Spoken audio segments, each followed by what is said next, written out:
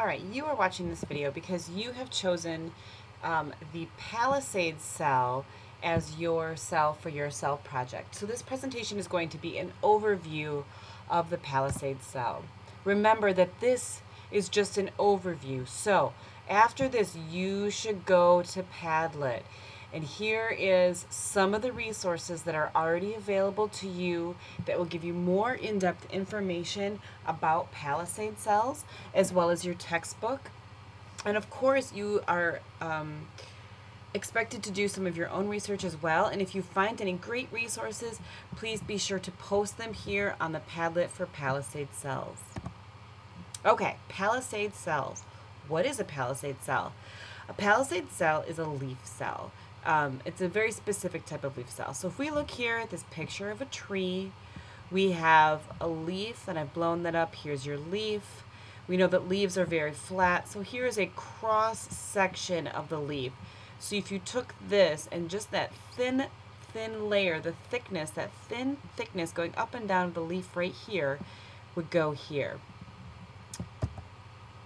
And right here are our palisade cells. So here are 1, 2, 3 palisade cells that we have shown in this picture. Notice that palisade cells we saw in the previous picture, they look kind of like bricks. They're kind of boxy in shape. This is one palisade cell that I am outlining. Look how similar that looks to bricks on a wall. And I want you to think, why might that be? How might it help the plant as a whole, the tree as a whole, that these palisade cells are shaped and laid out just like the bricks to a wall? What might that help with or allow the plant to be able to do? The function of a palisade cell is, of course, to make food for the plant. So we're going to take that tree example. These cells are the food makers for the tree. They are near the outside of a leaf, as we saw here. See how they're near the outside of this leaf? They're not in the middle. They're not in the bottom. They're right up here near the surface. And that is to get a bunch of sunshine. They make sugar doing photosynthesis from that sunshine. So they use the sun's energy to make sugar, but they also do need some of the energy from the cell, which is also something I want you to think about. What might that mean is inside a palisade cell if it needs energy in order to do this photosynthesis?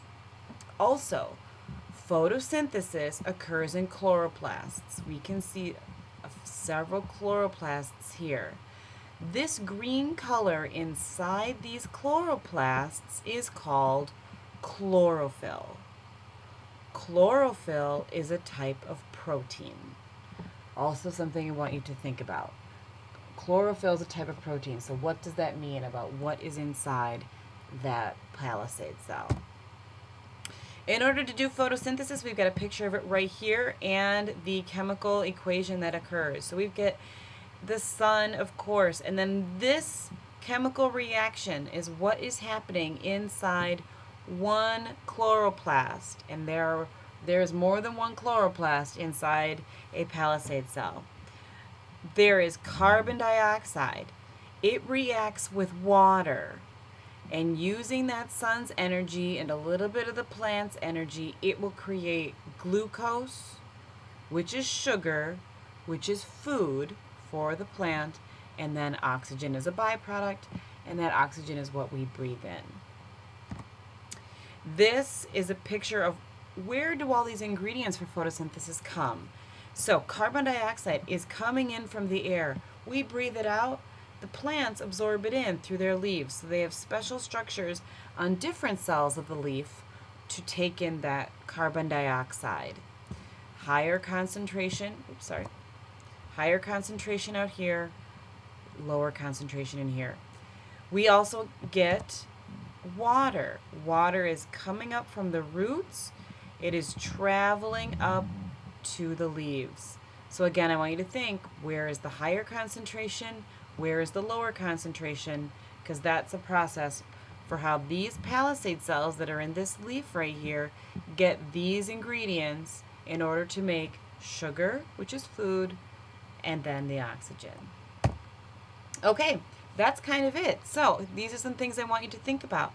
How does the shape and layout of a palisade cell help it do its job?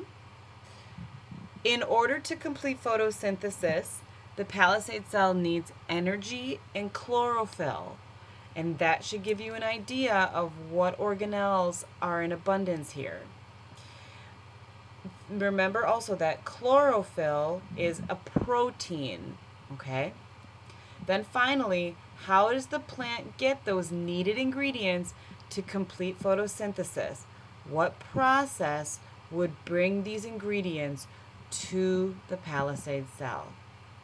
And of course, again, remember, this is just that brief overview to get your brain started thinking about what a palisade cell is, how some of its basic structures and its processes.